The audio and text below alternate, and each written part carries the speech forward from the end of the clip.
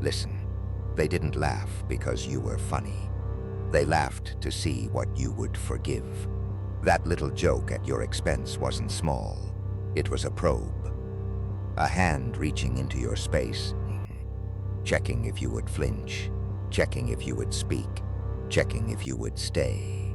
And when you smiled to keep the peace, they recorded the result. When you stayed quiet to look mature, they learned the price of your silence. They call it humor. You felt it as dismissal. It's subtle, almost polite, but it lands like a stamp. Know your place. And if you don't challenge it, they keep stamping on you daily. Because the truth is simple. People don't play with what they respect.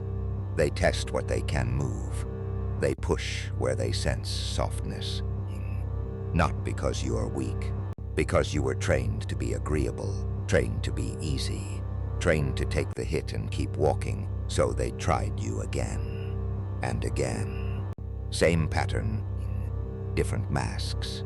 A comment here, a smirk there, a little exclusion, a little disrespect wrapped in a grin. And each time your nervous system asked one question, is it safer to respond or safer to endure? You endured. That was your old power, but there is a newer power now. A colder power, a cleaner power. The moment you stop rewarding disrespect with access, the whole game changes. This isn't revenge. Revenge still means they're in control of your emotions. This is the moment you become unavailable, and once you see that every laugh was a measurement, you can't unsee what you've been accepting, nor why it kept repeating. The moment you see the measurement, you also see the role. They didn't meet you as a whole human. They filed you into a category that makes you useful. The nice one, the quiet one, the dependable one, the one who doesn't take things personally, the one who can be teased, borrowed from, leaned on, interrupted, overlooked, because you'll still show up tomorrow. That's how systems stay comfortable. They don't honor depth. They manage it. They don't ask who you are. They decide what you are for. And once a role is assigned, people protect the role more than they respect the person inside it. So when you speak up, they act confused. When you tighten your boundaries, they call it a phase. When you stop laughing along, they say you changed. Of course you changed. The mask got heavy. The price got obvious. Notice how bold they become when your edges are soft. Notice how casual the disrespect feels when they think you won't leave. They perform certainty because they assume you won't challenge the script. And here's the part that should make your stomach turn a little. You were being kept around for the function you served, not the truth you carried. Entertainment, convenience, emotional labor. A predictable reaction. Once you understand that, you stop asking, why don't they see me? You ask the real question. What need for approval made you sign that old bargain and call it peace again? Because you didn't just allow it, you adapted to it. People-pleasing wasn't your personality. It was a strategy. Freezing wasn't weakness. It was intelligence under pressure. Laughing it off wasn't humor. It was damage control. Staying quiet wasn't agreement. It was your nervous system choosing what felt safest in the moment. Somewhere along the way, you learned a rule that kept you alive. Peace is earned by swallowing your truth. Keep the tone light. Don't make it awkward. Don't react too much. Be the bigger person. Be easy to be around. And when you live like that long enough, you start confusing self-abandonment with maturity. So when disrespect showed up wearing a smile, your body recognized it. Familiar.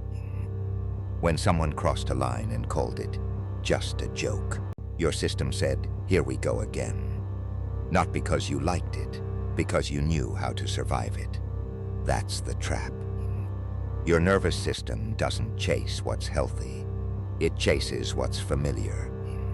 And if you grew up having to earn safety, earn love, earn calm, then you became fluent in tolerating what should have been refused. You trained yourself to stay. You trained yourself to soften.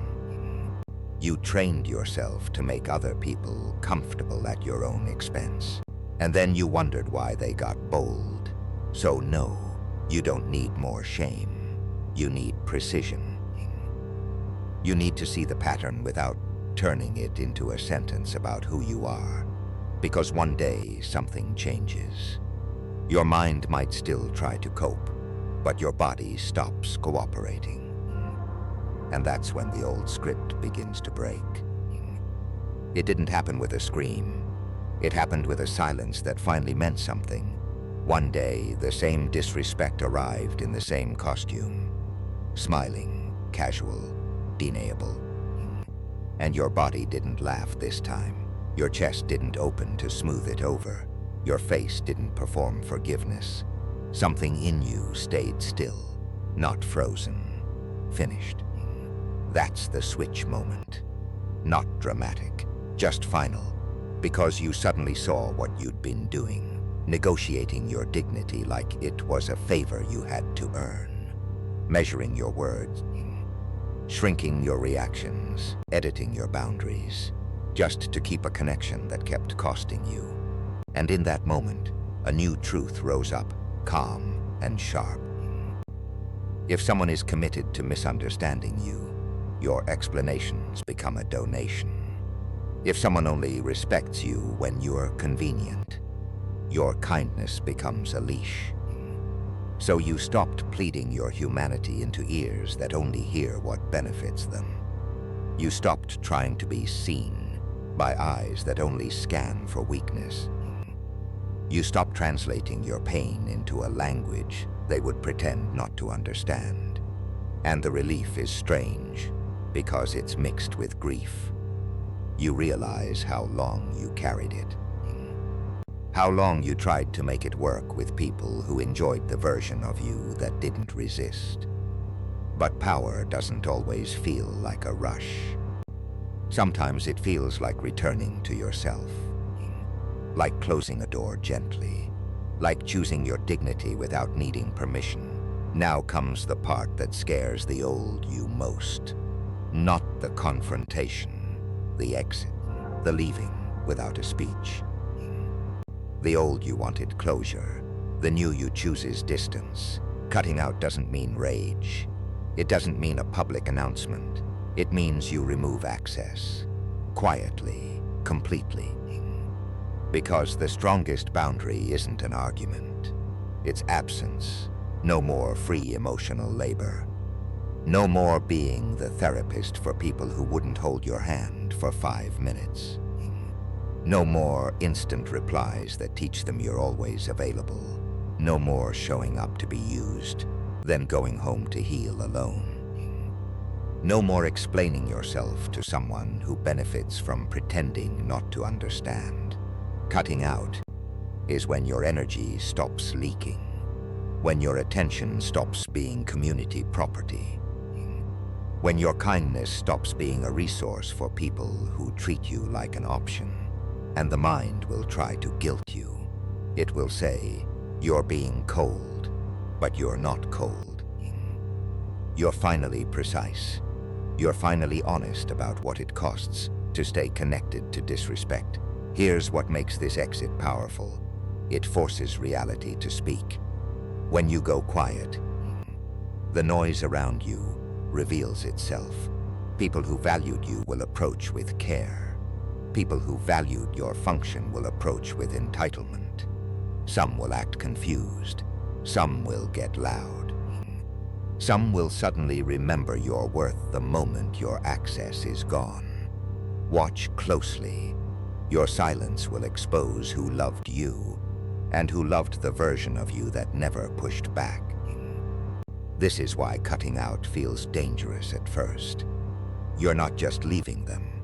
You're leaving the old identity that needed them to validate your worth. And the withdrawal from that need is real. After you cut out, the world gets quiet. And that's when the real battle starts. Not with them. With the space. You wake up and reach for your phone out of habit. You expect a message. You expect a pull. And when there's nothing, your mind starts negotiating. Maybe you overreacted. Maybe it wasn't that deep. Maybe you should just smooth it over. Be the bigger person. Send something light. Reopen the door. That's withdrawal. Guilt shows up wearing fake morality. Second-guessing shows up pretending to be reasonableness. The urge to fix it appears like love, but it's often the fear of being alone. The craving to be chosen again starts talking like it's your idea, because you didn't just detach from people. You detached from the role that gave you a sense of place. Even if the place was painful, it was familiar. Your nervous system knew how to live there, so the loneliness hits different. It doesn't feel like empty time. It feels like you're doing something wrong. It feels like punishment. And if you don't understand this phase, you'll mistake discomfort for danger and run back to what broke you. But listen closely. This loneliness isn't proof you made the wrong decision. It's proof you were trained to equate connection with tolerating. It's proof your system is recalibrating. Stay steady. Let the silence burn off the addiction. Because if you can survive this gap without crawling back, the gap turns into something else. It turns into initiation. This is the part most people quit right before it starts working. The silence doesn't just remove noise, it reveals you. Without the audience, without the familiar chaos, without the constant need to explain yourself, you meet the raw version of your own mind, and you realize something. You were never weak. You were just surrounded by dynamics that demanded you stay small. Isolation in this season isn't abandonment, it's initiation. Because the old world can't follow you into self-respect. The version of you that kept begging to be understood can't come with you either. You stop translating your boundaries into soft language. You stop making your needs reasonable enough to be accepted. You stop auditioning for respect like it's a role someone else hands out. You become your own witness. That changes everything. When you are your own witness, you don't need applause to be real. You don't need agreement to be certain. You don't need permission to be done. And slowly, you learn the difference between being alone and being unclaimed. Being alone is a room with no voices. Being unclaimed is a life with no purpose.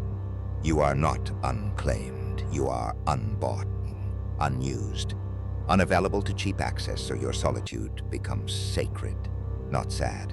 It becomes a place where you rebuild your standards and your nervous system learns a new normal. Calm, clean, quiet, chosen. And once you stop performing, a different kind of power shows up.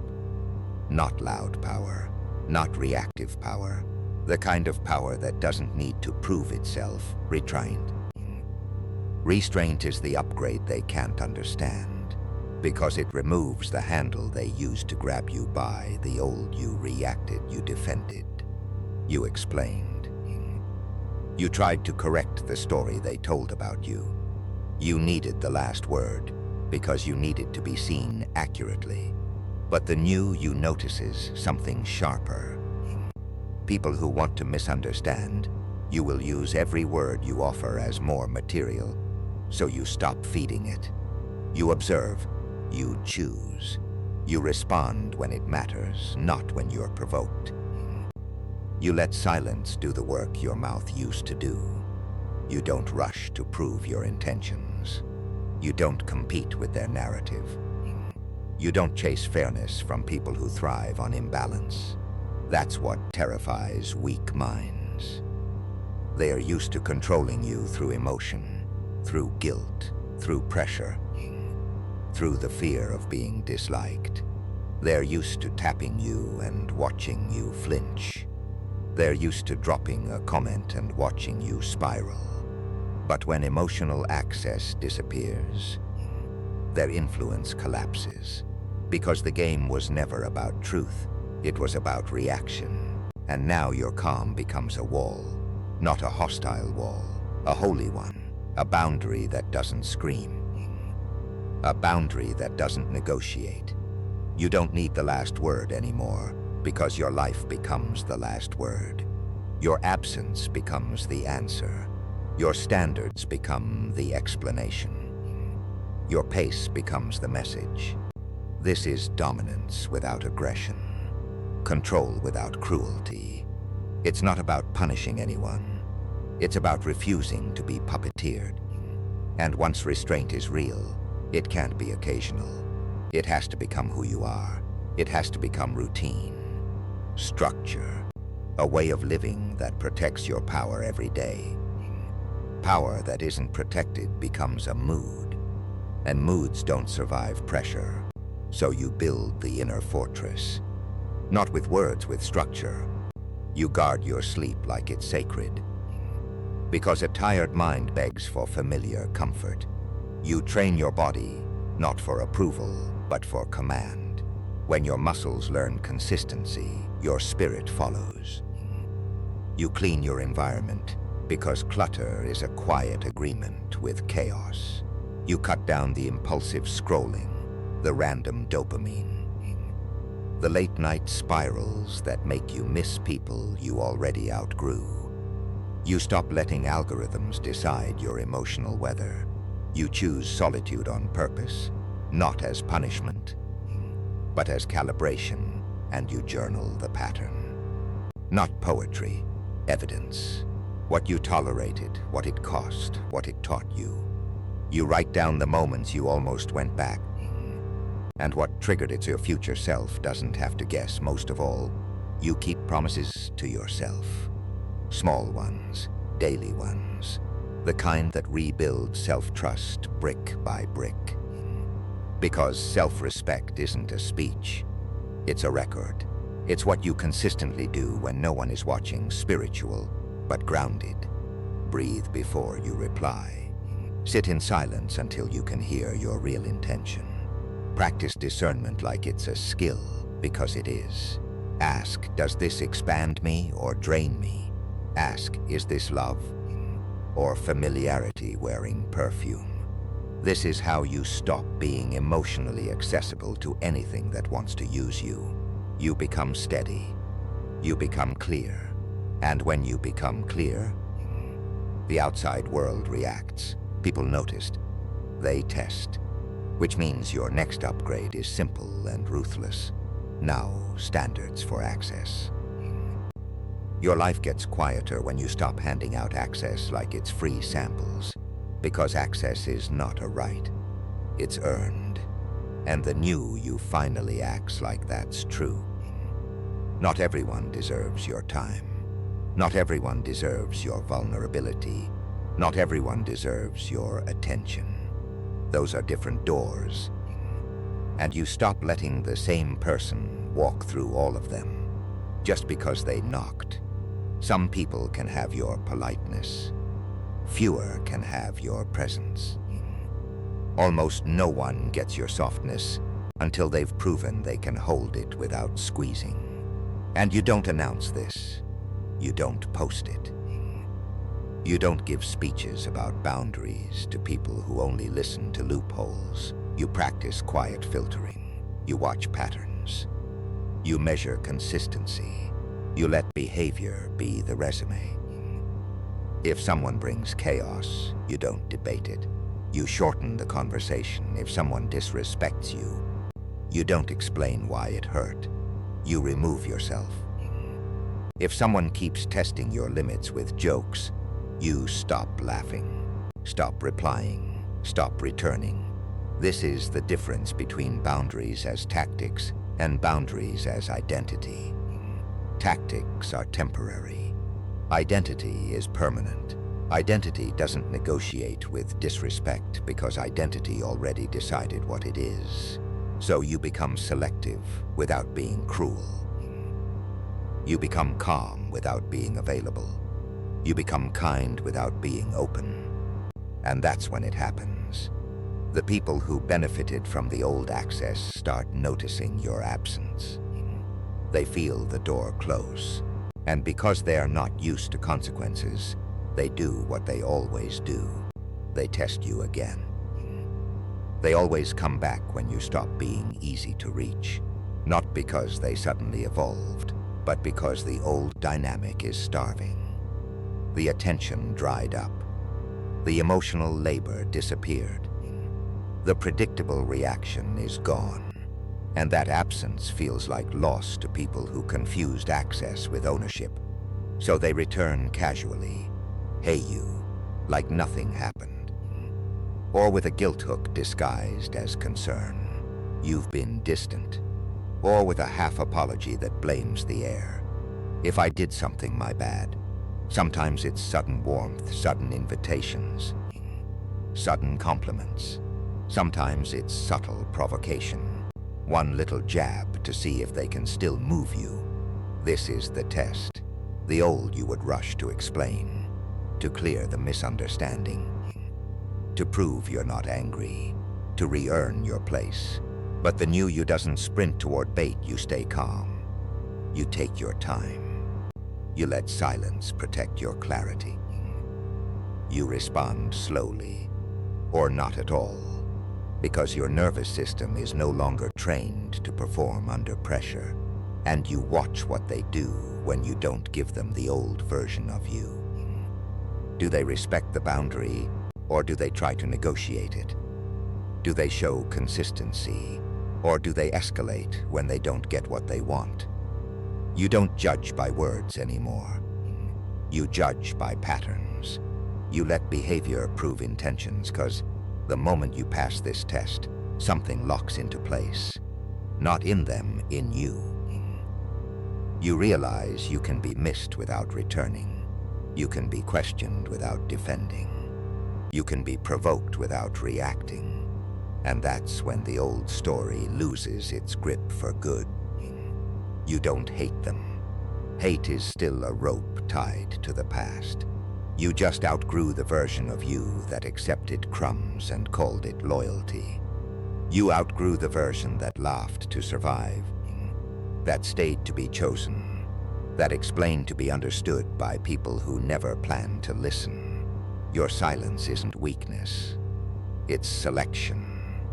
You're not disappearing to punish anyone. You're disappearing to protect what's finally forming inside you. Self-respect that doesn't need witnesses. Standards that don't need announcements. Calm that doesn't need permission. So let them call you cold. Let them call you different. Let them act confused.